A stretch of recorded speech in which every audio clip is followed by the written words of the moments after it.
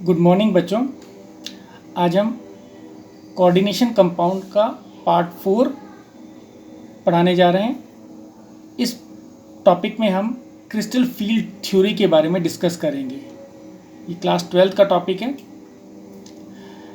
जैसे कि हम जानते हैं कि कोऑर्डिनेट कंपाउंड तब बनते हैं जब लाइगेंड्स जो होते हैं वो मेटल के साथ कॉम्प्लेक्स बना लेते हैं, और ये कॉम्प्लेक्स जो होता है ये पानी में डालने पर भी आयनाइज नहीं होता।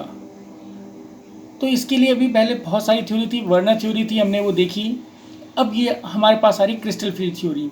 क्रिस्टल फील्ड थ्योरी कुछ इस तरह कहती है कि अगर लाइगेंड्स जो होते हैं वो नेगेटिवली चार्ज होते हैं या फिर न्यूट्रल होते हैं, ये जब मेटल के पास आते हैं, मेटल एटम के पास आते हैं, फ्री मेटल एटम के पास आते हैं, तो ये उसके डी ऑर्बिटल को तोड़ देते हैं। यानी डी ऑर्बिटल की एनर्जी जो होती है वो इक्वल एनर्जी होती है, और वो इक्वल एनर्जी के जो डी ऑर्बिटल है इन मेटल लाइगेंड्स के जो लाइगेंड्स जब पास आते हैं तो वो डी ऑर्बिटल को दो पार्ट्स में डिवाइड कर देगा, Eg और T2g में। तो यही हमारी क्रिस्टल फील्ड थ्योरी है। अब हम इसको अच्छी तरह से पढ़ते हैं। Crystal field theory introduction.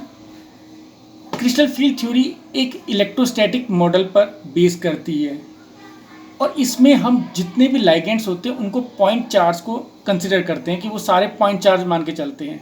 जब कॉम्प्लेक्स बनता है तो लाइगेंड और मेटल के पास एक इलेक्ट्रोस्टैटिक फोर्स बनता है, क्योंकि जो हमारा मेटल का एटम होता है वो पॉजिटिवली चार्ज होता है, और लाइगेंड्स को हम नेगेटिवली चार्ज या न्यूट्रल मान के चलते हैं, तो वो म्यूचुअली अट्रैक्ट होते हैं।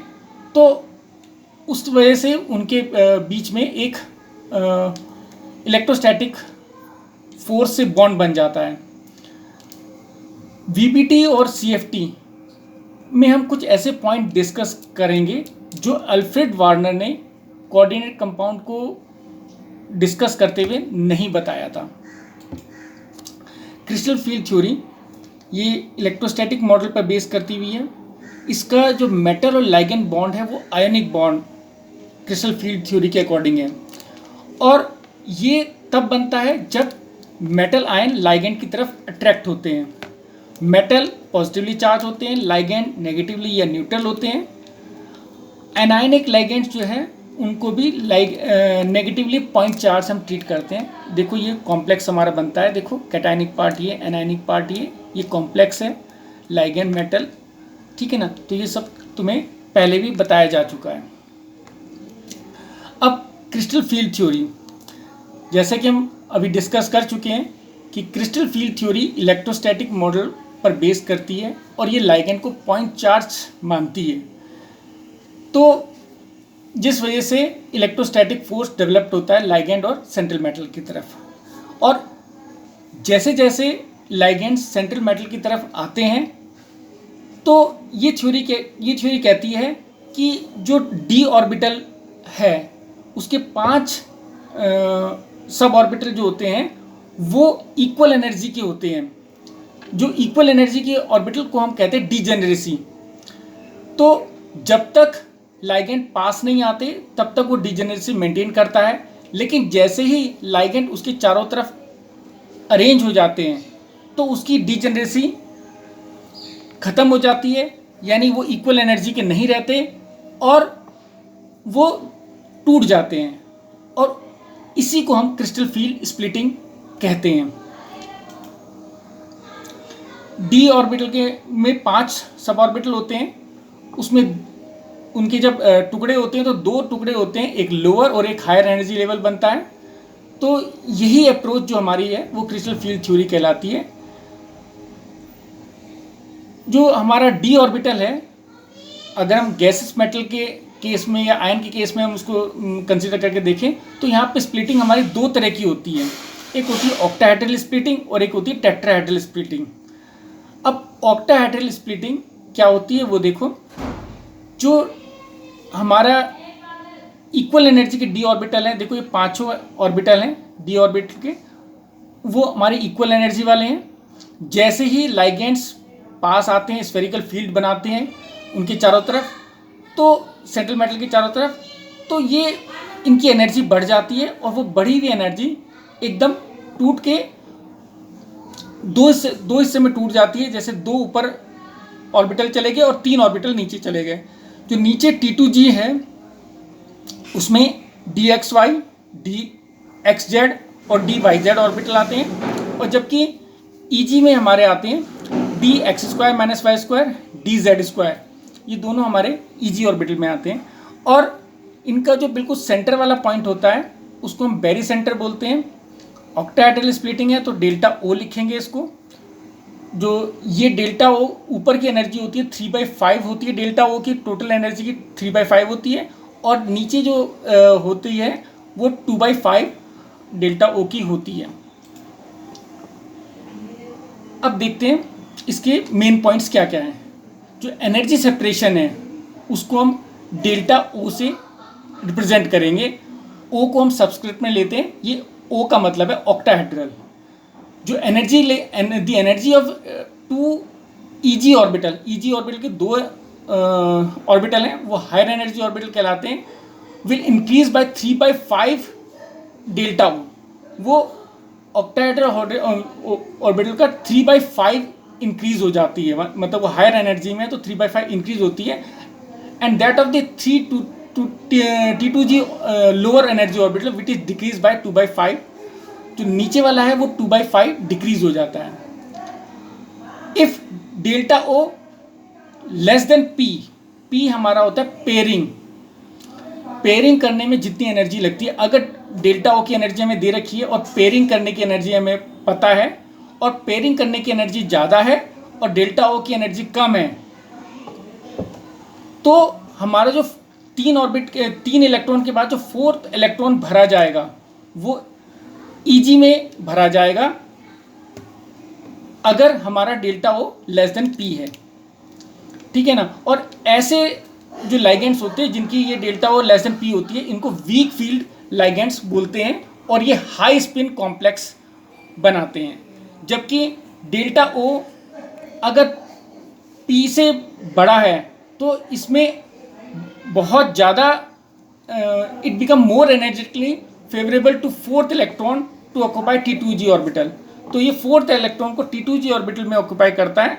Ligands which produce this effect are known as strong field ligand and form lower spin complexes. और ये जो है मतलब अगर T2G में पेयरिंग हो गई तो इसका मतलब है वो लो स्पिन कॉम्प्लेक्स बनाएगा, और वो स्ट्रॉन्ग लाइगेंड्स होंगे जो ये कॉम्प्लेक्स बनाते हैं। अब हमारा इसमें आता है टेट्राहेड्रल स्प्लिटिंग। टेट्राहेड्रल स्प्लिटिंग, इसमें जो हमारा डेल्टा T से रिप्रेजेंट होता है सेम वही चीज़ है। इसमें EG हमारा नीचे है, T2G हमारा ऊपर है। ठीक है ना। T2G में हमारे वही ऑर्बिटल हैं और EG में हमारे वही ऑर्बिटल हैं। तो इसमें डेल्टा T में जो होगा वो 3/5 डेल्टा T होगा एनर्जी का, और ये 2/5 डेल्टा T होगा। बाकी सारी चीज़ वही है जो हमने पहले पढ़ी थी। ठीक है ना। In tetrahedral coordination entity delta T equals to 4/9 delta O। अगर हम डेल्टा T और डेल्टा O में रिलेशन देखते हैं तो रिलेशन ये है।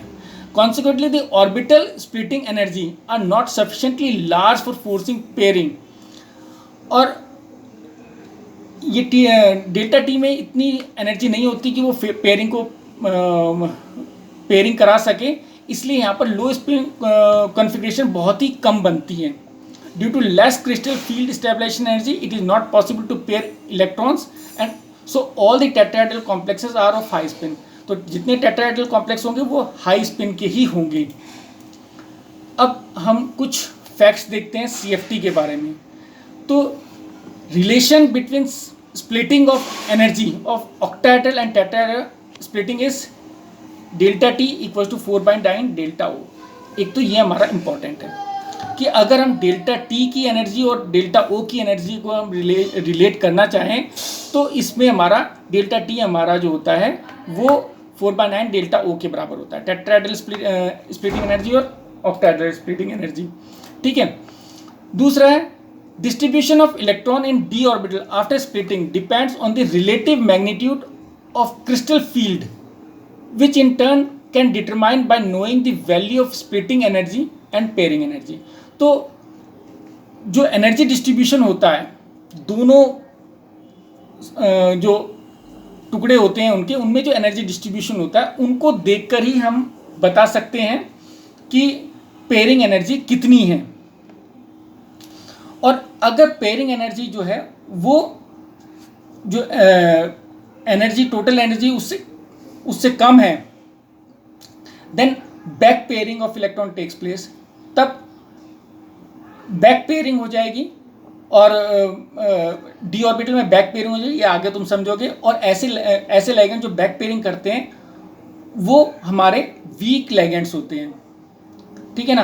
और वो वीक फील्ड क्रिएट करते हैं सेंट्रल मेटल आयन की तरफ। ऐसे ही अगर हमारी जो डेल्टा जो है वो पी से कम है तो हमारी बैक पेयरिंग नहीं होएगी, इसका मतलब है लिगेंड स्ट्रांग है और वो कॉम्प्लेक्स जो है वो स्टेबल कॉम्प्लेक्स बनेगा, ठीक है ना। तो distribution of electron after splitting d orbital represent in terms of T2g and Eg represent as d occupation. तो जो हम इनका डिस्ट्रीब्यूशन करते हैं उनमें दो एनर्जी लेवल हम शो करते हैं, T2g और Eg। तो ये हमारे डी ऑक्यूपेशन को शो करता है। अब तक शायद तुम्हें कुछ समझ में आया या नहीं आया, लेकिन फिर भी एक बार थोड़ा बहुत दोबारा पढ़ोगे तो समझ में आ ही जाएगा। लेकिन इस एग्जाम्पल से तुम्हें काफ़ी हद तक क्लियर हो जाएगा।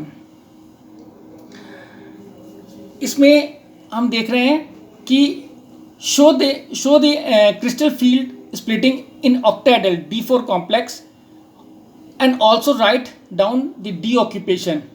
इसमें दो कंडीशन दे रखी हैं, एक तो डेल्टा जो है पेयरिंग एनर्जी से ज़्यादा है और एक डेल्टा पेयरिंग एनर्जी से कम है। पहले देखो डेल्टा अगर पेयरिंग एनर्जी से ज़्यादा है तो हमारा क्या होता है। तो देखो यहाँ पर देखो 1 2 3 4, क्योंकि जब तक पांचों ऑर्बिटल में इलेक्ट्रॉन नहीं भरे रहते तब तक पेयरिंग नहीं होती, ऐसा होन रूल कहता है। तो अब देखो क्या हुआ कि ये जो पांचों ऑर्बिटल थे ये दो हिस्से में टूट गए। तो अब क्योंकि ये डेल्टा हमारा, ये एनर्जी हमारी ज़्यादा है, पेयरिंग एनर्जी से हमारी ज़्यादा है, तो इसका मतलब है कि बैक पेयरिंग हमारी होगी। अगर बैक पेयरिंग होगी तो इसका मतलब है देखो 3 इलेक्ट्रॉन यहाँ पर थे तो ऊपर वाले में इलेक्ट्रॉन नहीं जाएगा, हाई स्पिन में इलेक्ट्रॉन नहीं जाएगा, लो स्पिन में ही इलेक्ट्रॉन रह जाएगा, ठीक है ना। तो अब डी ऑक्यूपेशन यानी डी में जो दो टुकड़े हुए हैं हमारे, उसमें हमारा कितने इलेक्ट्रॉन है। तो T2g में हमारे कितने इलेक्ट्रॉन आए, 4 इलेक्ट्रॉन, और Eg में हमारे कितने हैं, 0 इलेक्ट्रॉन। तो ये तुम्हें इस बात से तुम्हें अच्छी तरह क्लियर हो गया होगा। ऐसे ही अब जब ज़्यादा है, मतलब ये डेल्टा हमारी एनर्जी कम है, तो डी ऑक्यूपेशन हमारा देखो, क्योंकि पेयरिंग मतलब बैक पेयरिंग नहीं होगी तो वो इलेक्ट्रॉन ऊपर ही जाएगा, Eg में जाएगा, तो हमारा 3 और 1 का आ गया हमारा, ठीक है ना। तो इससे तुम्हारे को बिल्कुल क्लियर हो गया होगा कि डी ऑक्यूपेशन क्या होता है और स्प्लिटिंग क्या चीज़ है। अब एक और क्वेश्चन देखते हैं। ये हमारा एक कॉम्प्लेक्स है, ठीक है। अब इसमें अगर पहले तो हम इसका आयरन का, इसमें हम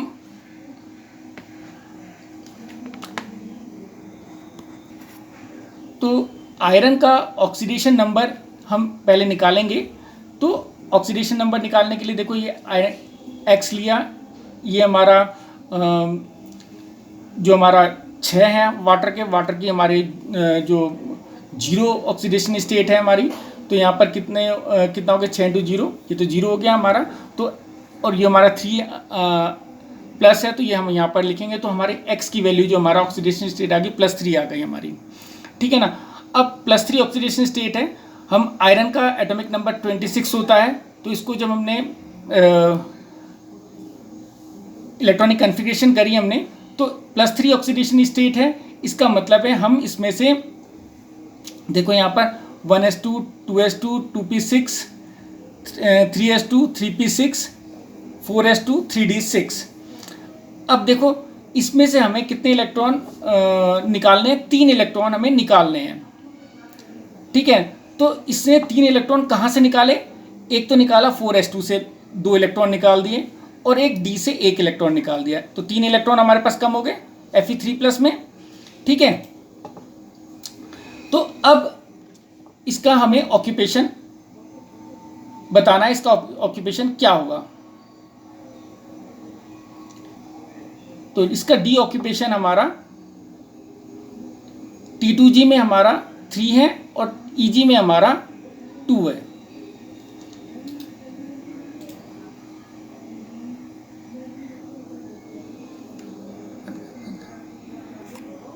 देखो इस समय हमें पता चलता है कि डी में हमारे पास 5 इलेक्ट्रॉन हैं, तो इसका मतलब है कि पांचों को हमें भरना है।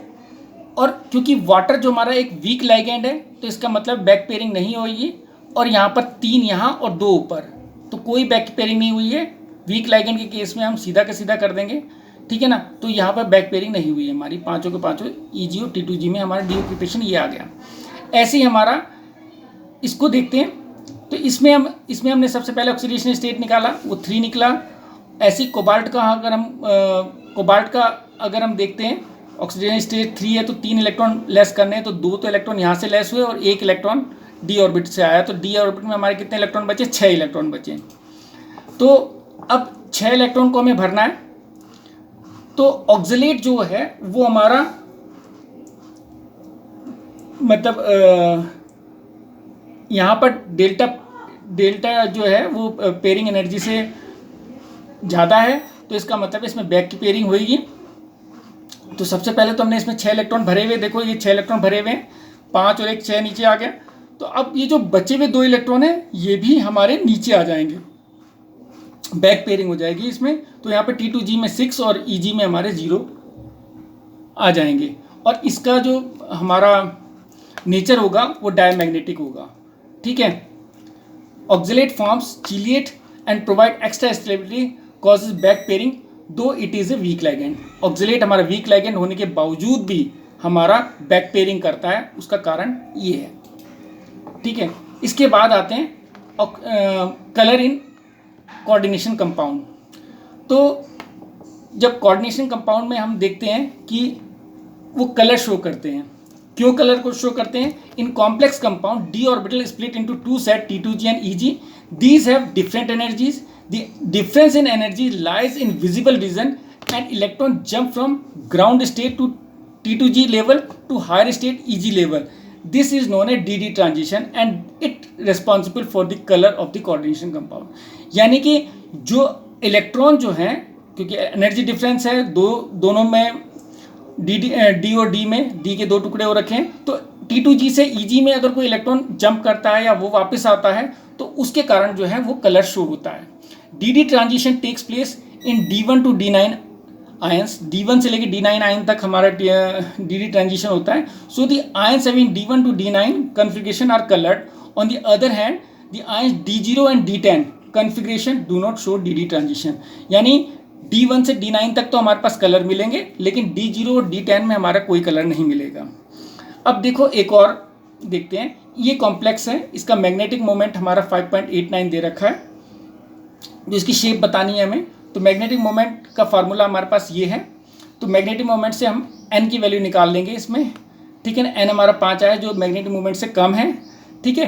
तो इसके बाद हमने ऑक्सीडेशन स्टेट निकाली, हमें पता चला कि यहाँ 4s और 4p ये दोनों ही हाइब्रिड होंगे, तो यहाँ पे sp3 हाइब्रिडाइजेशन ही होगा इसके अंदर, ठीक है ना, क्योंकि 4s और 4p मिला के तो sp3 हाइब्रिडाइजेशन होगा। sp3 हाइब्रिडाइजेशन होने से टेट्राहेड्रल शेप आ जाएगी। Since according to magnetic moment of unpaired electron less than dipole moment, so the electron remain unpaired in 3D orbital, hence vacant 4s and 4p will involve in hybridization. This shows sp3 hybridization and shape is tetrahedral, ठीक है। ऐसी ligand field strength जो होती है वो directly proportional energy absorb की होती है, यानी कि 1/वेवलेंथ जो एब्जॉर्ब हुई है।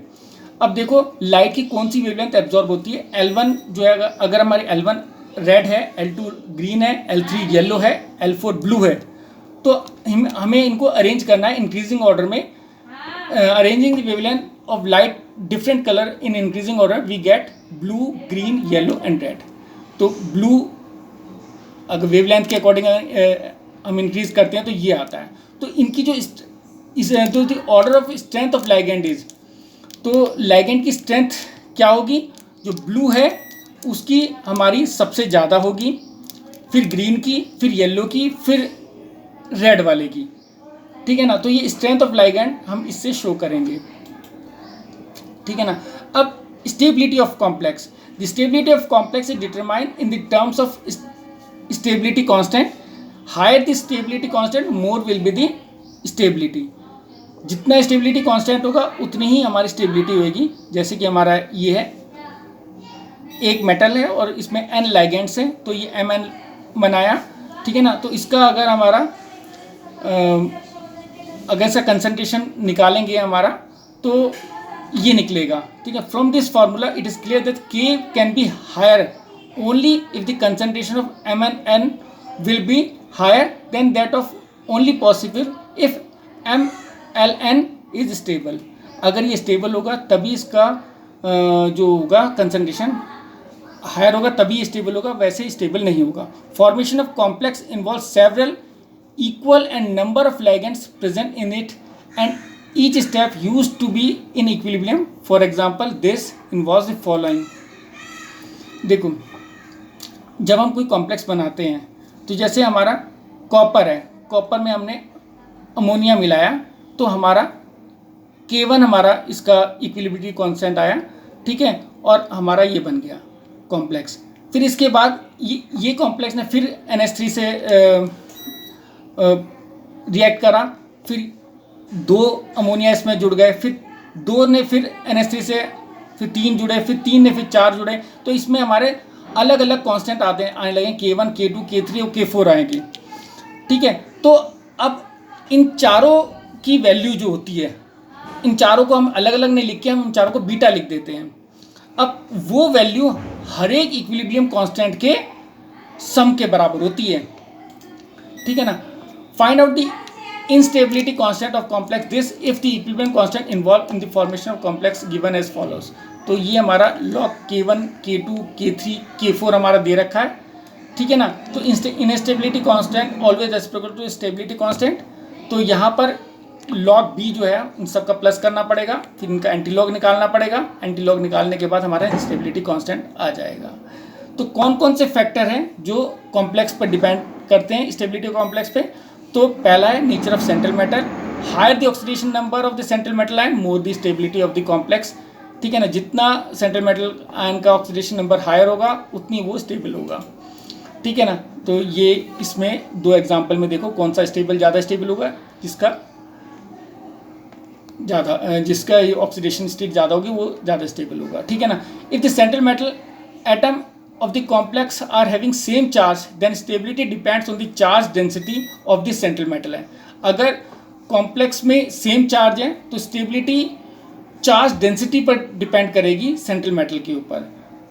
इन case of d block element on moving left to right in the series charge density increases irrespective of their size। For example in the first series of the charge density is, तो देखो charge density देखो, अगर हम left to right जा रहे हैं तो charge density हमारी इंक्रीज करेगी, उनके साइज भले ही डिक्रीज करे इंक्रीज करे, उनकी डेंसिटी इंक्रीज करेगी, ठीक है ना। और इस ऑर्डर को हम इरविंग विलियम ऑर्डर कहते हैं, ठीक है।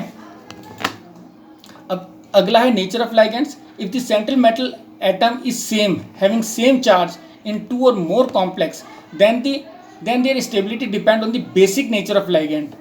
तो अगला देखो, more the basic nature of ligands more will be the stability of constant. जितना बेसिक होगा उतनी स्टेबिलिटी ज़्यादा होगी। Stronger the base more will be the basic nature, जितना बेस स्ट्रॉन्गर होगा उतने बेसिक नेचर होगा उसका, ठीक है ना। On the basis of spectrochemical series Cn is stronger and more basic, this is more stable, ठीक है। अब if the ligands are cyclic itself then they will offer macrocyclic effect and provide extra stability to the complex irrespective of their strength. More the stability of the complex, more will be the energy released during splitting of D block, which means more will be the energy absorbed by the complex during the formation. So lesser will be the wavelength of the visible radiation absorbed. It is because according to the Planck relation E equals to hc upon lambda. ठीक है ना। तो wavelength के according अगर हम इसको increasing order में करना है तो ये इस तरह हो जाएगा। Thank you.